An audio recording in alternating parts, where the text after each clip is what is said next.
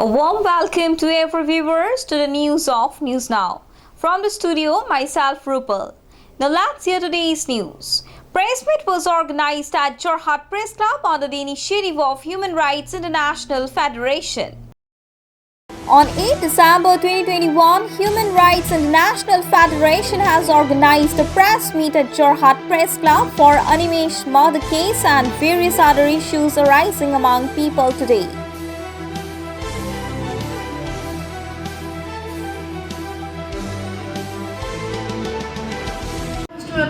মই বিশেষভাৱে এইটো ইনভেষ্টিগেশ্যন কৰি দেখিলোঁ যে এজন মানুহৰ কৰ্ম কি তাত আয়ৰ পৰিমাণ কিমান থাকে কেইখন গণতান্ত্ৰিক দেশত সেইটো নাই নেকি যে এজন মানুহৰ কৰ্ম যদি একো নকৰে কিন্তু তেওঁ লাখ লাখ টকা এটা ডিপজিট কৰে সেইখিনি কাৰণে কোনো ধৰণৰ ইনভেষ্টিগেশ্যন ক্ৰিমিনেল ব্ৰাঞ্চ নাই নেকি গতিকে সেইটো নিকা আৰু স্বচ্ছ এখন প্ৰশাসনৰ ল এণ্ড অৰ্ডাৰৰ লগতে সকলোবোৰ দিশতে যে এণ্টি কৰাপশ্যন ফ্ৰী এখন সমাজ যেতিয়া হয় তেতিয়া আপুনি দেখিব সকলো বস্তু এটা চিজিলত আছে নীতি আৰু আদৰ্শ আৰু ল এণ্ড অৰ্ডাৰ যদি সকলোৱে মানে গতিকে এই সকলোবোৰ ক্ষেত্ৰৰ কাৰণে আমি আহিছোঁ আৰু গণপ্ৰহাৰ যেতিয়া হৈছিল শুনিলোঁ 15 মিনিটতে গোটেইবোৰ শেষ হৈছিল তেওঁলোকে তাৰমানে তেওঁলোকৰ অভ্যস্ত সেইবোৰত সেইটো এটা সদায় এটা প্ৰেক্টিছত থাকে মান এক্টিভিটিছৰ প্ৰেক্টিছত থাকে গতিকে এই সকলোবোৰ যাতে পুলিচৰ নিশ্চয় জ্ঞাত নাথাকা বুলি ক'লে আমি নিজেই আচৰিত হওঁ তেওঁলোকৰ ওচৰত নিবেদন জনাইছোঁ যে প্ৰাৰ্থনাও জনাইছোঁ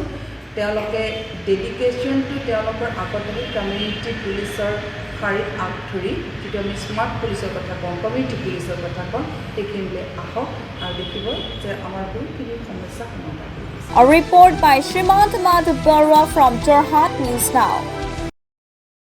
Department of Social Welfare Jorhat in association with District Administration has organized a rally on gender-based violence as a part of 16 days of activism. Directorate of Social Welfare Government of Assam is observing United Nations Secretary General campaign Unite by 2030 to end violence against women, which is 16 days activism to end all forms of gender-based violence against women and girls. In this regard, the Department of Social Welfare Jorhat in association with District Administration has organized a rally on gender-based violence as a part of 16 days of activism.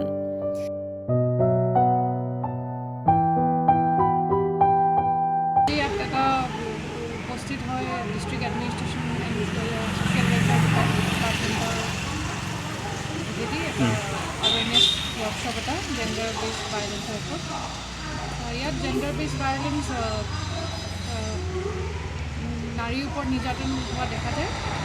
য'ত আমাৰ ওচৰত আহে কোনোবা report কৰিবলৈ তেতিয়া আমি বিভিন্ন ব্যৱস্থা ল'ব পাৰোঁ মানে এই সমাজৰ পৰা মানে নাৰী নিৰ্যাতনে হওক বা এনেকুৱা ধৰণৰ আঁতৰ কৰিবৰ বাবে আজি এই পদক্ষেপ গ্ৰহণ কৰিছে চৰকাৰে আজি যোনটো এটা 16 দিনীয়া তেওঁলোকৰ ৱৰ্কশ্বপ 25 নৱেম্বৰ বুলি কয়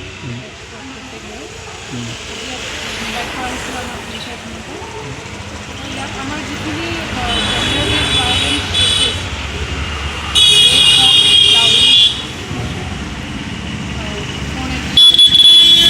যদি আমালৈ ৰিপৰ্ট হয় তেতিয়া আমি সবৰে ইয়াত সহায় লাগিব বস্তুটো স্প্ৰেড হ'বলৈ মেছেজটো স্প্ৰেড হ'বলৈ যে যিকোনো ধৰণৰ যদি কোনোবাই শাৰীৰিক মানসিক নিৰ্যাতনত থাকে সেই ৰোগীসকলে যেন আমাক ৰিপৰ্ট কৰেগৈ ৰিপৰ্ট নকৰিলে আমি হয়তো আজি আমাৰ অনুষ্ঠানটো প্ৰধানকৈ হৈছে যি 16 দিনীয়া আন্তৰ্জাতিক মহিলাৰ নিৰ্যাতন বিৰোধী যি প্ৰশেক চলি থাকে আপোনাৰ 16 দিনীয়া সেইটোৰ উপলক্ষে আমি এটা ৰেলী আৰু ৱৰ্কশ্বপ আয়োজন কৰিলোঁ প্ৰথমতে ৰাতিপুৱা আমি এটা ৰেলী উলিয়ালোঁ য'ত আপোনাৰ ডিষ্ট্ৰিক্ট আমাৰ ডেপুটি কমিশ্যনাৰ ছাৰে ৰেলীটো ফ্লেগ অফ কৰিলে বৰুৱা চাৰিআলিৰ পৰা আৰম্ভ কৰি আমি থানাৰ সন্মুখেদি গৈ যোৰহাট টাউনৰ মাজেৰে আমি নাৰী নিৰ্যাতন বিৰোধী আমি সজাগতা আনিবৰ বাবে পাব্লিকৰ মাজত আমি এই সমদলটি উলিওৱা হৈছিলে আৰু এই সমদলটিত আমাৰ ভাগ লৈছিলে বিভিন্ন স্কুল কলেজৰ ষ্টুডেণ্টছ তাতে আৰু আছিলে আত্মসহায়ক গোটৰ সদস্যসকল আৰু আমাৰ ছ'চিয়েল ৱেলফেয়াৰ ডিপাৰ্টমেণ্টছৰ ষ্টাফ আছিলে, এডুকেশ্যন ডিপাৰ্টমেণ্টৰ ষ্টাফ আছিলে আৰু যোৰহাট এডমিনিষ্ট্ৰেশ্যনৰ ফালৰ পৰাও এছিষ্টেণ্ট কমিশ্যনাৰ আৰু ডেপুটি কমিশ্যনাৰ আছিলে আৰু বিভিন্ন NGO যি শিশু আৰু মহিলাৰ নিৰ্যাতনৰ ওপৰত কাম কৰি আহিছে তেওঁলোকেও অংশগ্ৰহণ কৰিছিলে। ৰেলীটোৰ পিছত এতিয়া আমি এটা কনচালটেশ্যন হিচাপে আমি এটা অৰ্গেনাইজ কৰিছোঁ, যোনটো কনচালটেশ্যনত বিভিন্ন ষ্টেক হোল্ডাৰ্ছ যোনখিনি মানে ডিপাৰ্টমেণ্টছ আপোনাৰ মহিলা নিৰ্যাতনৰ লগত জড়িত হৈ আছে, যেনে পুলিচ, মহিলাৰ লগত হোৱা নিৰ্যাতনৰ লগত তেওঁলোক ভালকৈ জড়িত হৈ আছে, তেওঁলোকে কেছবোৰ ডিল কৰি আছে। তাৰ লগতে লিগেল ছাৰ্ভিচ প্ৰভাইড কৰে আপোনাৰ ডিষ্ট্ৰিক্ট লিগেল ছাৰ্ভিচ অথৰিটি, যি বিনামূলীয়া আইন সেৱা প্ৰদান কৰে মহিলাসকলৰ বাবে, তেওঁলোককো মাতিছোঁ আমি। তেনেকৈ আমাৰ বিভিন্ন ধৰণৰ ডিপাৰ্টমেণ্ট যি মহিলাৰ লগত ৰিলেটেড কাম কৰি আছে আমি তেওঁলোকক ইনভাইট কৰি আনিছোঁ আৰু প্ৰত্যেকৰে তেওঁলোকে কেনেধৰণৰ কাম কৰি আছে সেইখিনি আমি আজি তেওঁলোকৰ পৰা আমি জানিব পাৰিছোঁ আৰু তেওঁলোকে এই কামখিনি কৰি আহোঁতে কি ধৰণৰ সমস্যাৰ সন্মুখীন হয় আৰু তেওঁলোকৰ পৰা আমি ছাজেশ্যনছ ল'ম যে এই কামখিনি কৰিবৰ কাৰণে আৰু কেনেধৰণৰ সুবিধা হ'লে আমাৰ মানে কামখিনি আৰু ভাল হ'ব, মানে নাৰী নিৰ্যাতন সমাজৰ পৰা দূৰ কৰিবৰ কাৰণে আমাৰ কি কৰিলে আৰু ভাল হ'ব। কাৰণ বছৰ ধৰি এই সজাগতা কৰি অহা হৈছে, কিন্তু এতিয়াও নাৰী নিৰ্যাতন কমা নাই। অসম আমাৰ 4 বছৰ ঠিক লাষ্ট 4 বছৰৰ পৰা অসম যোনটো আমাৰ ক্ৰাইম এগেইনষ্ট উইমেন ডাটা আছে, অসম টপত আছে। যোনটো national crime records bureau' data ওলাই প্ৰত্যেক বছৰে, অসম 4 বছৰৰ পৰা টপত আছে। গতিকে আমাৰ ইমান সজাগতা কৰাৰ পিছতো নাৰী নিৰ্যাতন কমি অহা নাই। সেইকাৰণে আমি ষ্টেক হোল্ডাৰৰ এখন মিটিং পাতিছোঁ, যাতে চবৰে পৰা ছাজেশ্যন লৈ পেলাই এখন ডিষ্ট্ৰিক্ট লেভেল আমি এখন একশ্যন প্লেন বনাব পাৰোঁ যে নাৰী নিৰ্যাতন আমি কেনেকৈ ৰোধ কৰিব পাৰোঁ, মানে হৈ যোৱাৰ পিছত আমি এইটো ছাৰ্ভিচটো প্ৰভাইড কৰি থাকিলে নহ'ব, আমি সেইটো প্ৰিভেণ্ট কেনেকৈ কৰিব। Bureau Report, News Now 24/7. One of a commendable step has been taken by Jorhat administration. Truckstand has been handed over from the site of Animesh murder case. One commendable step has been taken by Jorhat administration. The truck stand has been handed over from Kenduguri to Aliamukhi in Jorhat. The chairman of the Development Authority said that he has took this favorable step to end the long-standing problem of Jorhat people.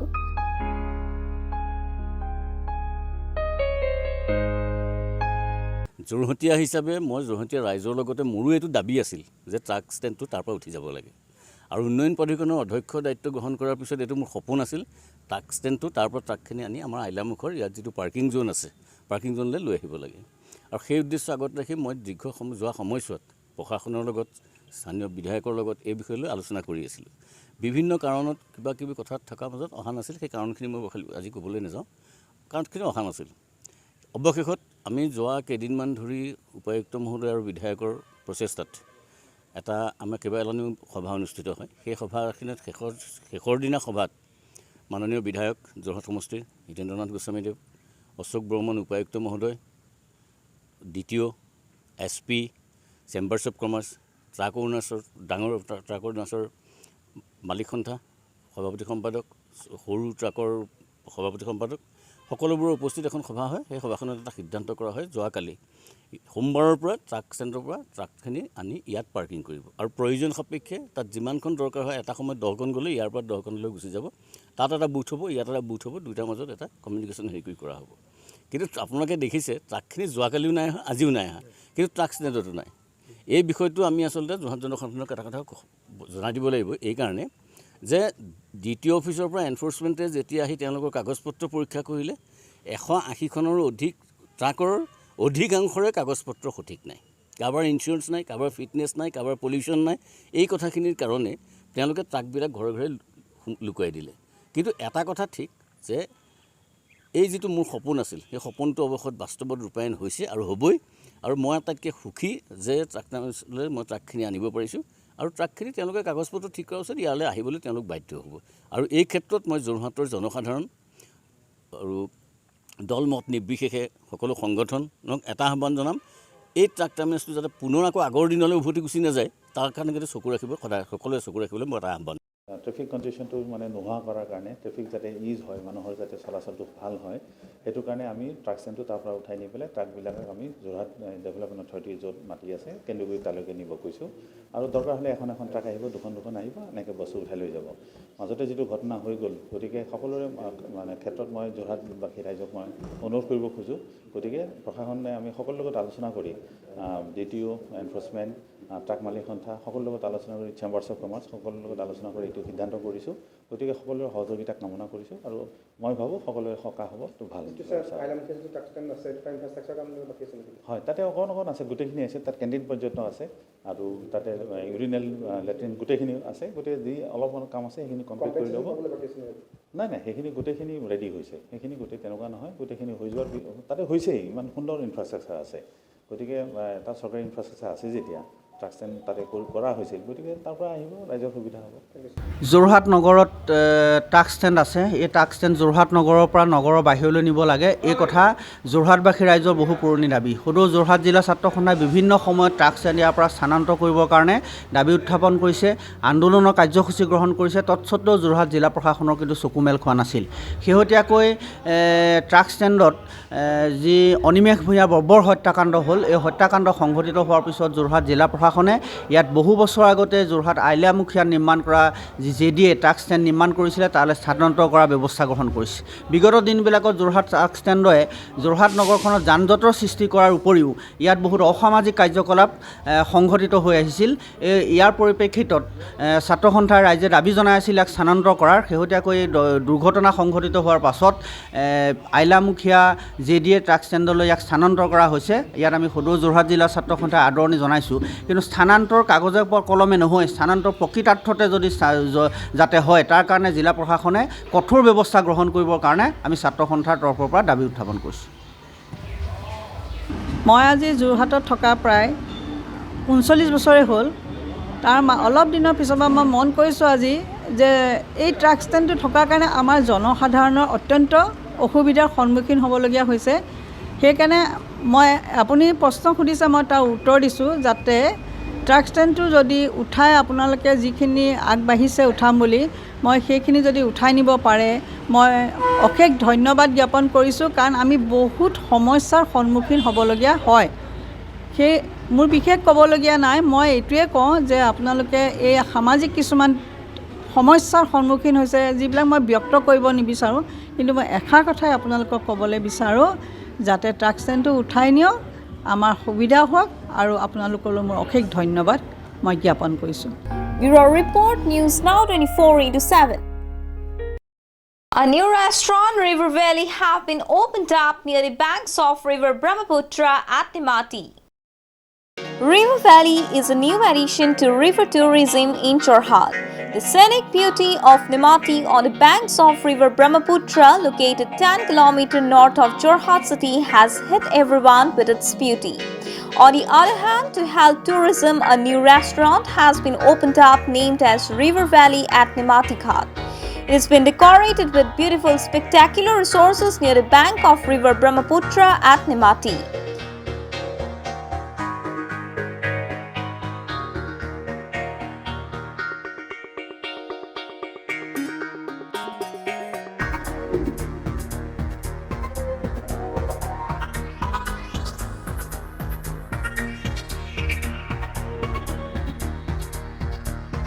A report by Prashanta Kumar Datta from Jorhat News Now. Moving on to the last news. Today we will show you all a wonderful view of harvesting gold seeds from one of the village of Majuli. Now it is the season to harvest gold seeds, the weather to welcome Lakshmi. Now every farmer is busy in their field. The smell of ripe rice is now somewhere in the field of Assamese month Aghon. It is the season to get the dream of a farmer who has dreamed of throwing a sweat on the ground. The month of Aghon means a fair of colors. Times have changed, though this picture of Aghon month is still shining today.